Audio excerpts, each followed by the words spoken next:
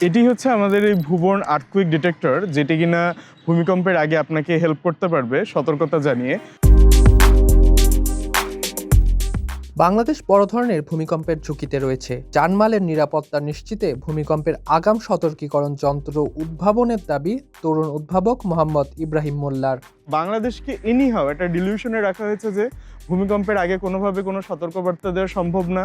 মূলত ভূমিকম্পের উৎপত্তিস্থল থেকে দুটো তরঙ্গ নির্গত হয়, একটা হচ্ছে প্রাইমারি ওয়েভ, একটা হচ্ছে সেকেন্ডারি ওয়েভ। আমাদের যে ঝাঁকনিটা লাগে ওটা মূলত আমরা সেকেন্ডারি ওয়েভের কারণে বুঝি।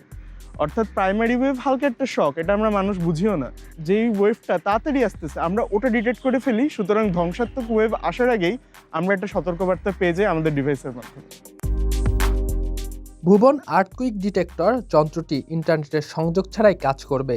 উদ্ভাবক জানালেন এটি সাধারণ কম্পনের সঙ্গে ভূমিকম্পের তরঙ্গ পৃথক করতে সক্ষম। আমাদের এই মেশিনে আমরা বিগত সময় হওয়া 30 বছরের ভূমিকম্পের ডাটা দিয়ে এআই করে এটা ট্রেন করেছি। এটা প্রপার ইন্ডাস্ট্রিয়াল সিমুলেশন করেছি এবং এটা যতভাবে সিমুলেট করা যায় আমরা অনলাইন সিমুলেশন করেছি, হার্ডওয়্যারের মাধ্যমে সিমুলেশন করেছি, ফিজিক্যালি ইন্ডাস্ট্রিয়ালভাবে যেগুলো সিমুলেট করা হয় আর্থকুইক যারা কিনা সিভিল ইঞ্জিনিয়াররা করে থাকেন যে এটা কতটা আর্থকুইক সেইভাবে আমরা সিমুলেশন করেছি। এটা আমরা রেখেছি যে যেন 4.5+ রেক্টার স্কেলে যেন ভূমিকম্পের যদি এর থেকে বেশি হয় সেক্ষেত্রে যেন ধরা পড়ে। তিনি বলছেন বাজারে প্রচলিত ডিভাইসের তুলনায় তার যন্ত্রটি বেশি নির্ভরযোগ্য ও সাশ্রয়ী।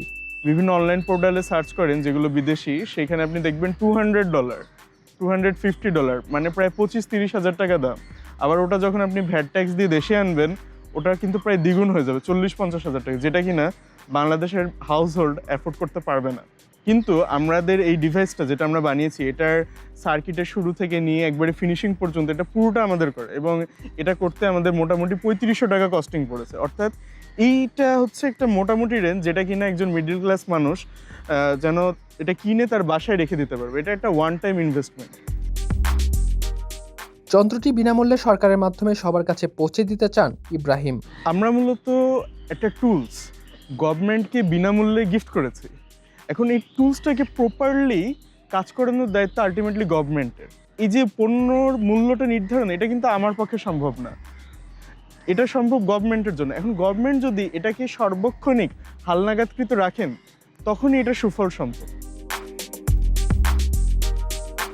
মাহিন আরাফাত, চর্চা, ঢাকা।